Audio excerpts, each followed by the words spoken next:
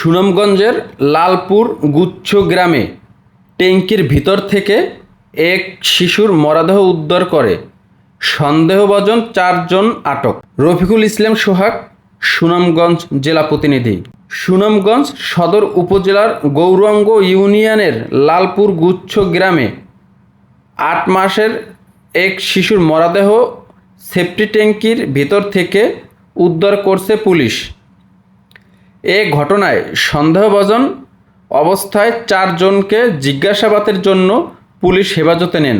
আজ সোমবার দুপুরের দিকে খবর পেয়ে সদর মডেল থানার officer in charge OC Ratan Sheikh, PPM এর নেতৃত্বে এসআই মোহন সহ পুলিশের একটি দল ঘটনাস্থলে গিয়ে সেফটি ট্যাঙ্কির ভিতর থেকে স্থানীয় লোকজনের সহায়তায় 8 মাসের শিশুটির মরদেহ উদ্ধার করা হয়। শিশুটির নাম আমির হামজা, 8 মাস।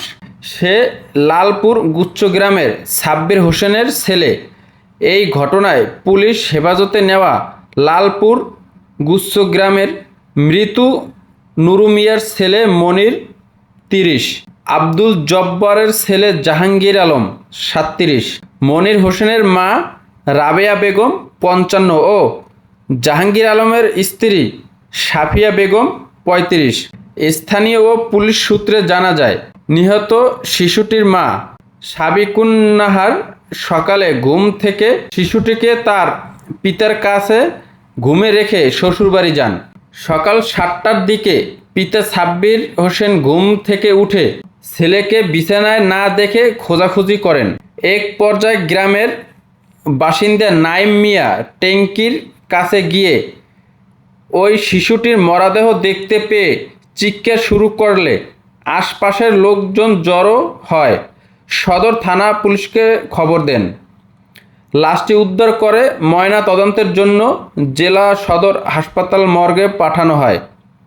এ ব্যাপারে সদর মডেল থানার officer in charge OC Ratan Sheikh, PPM ঘটনার সত্যতা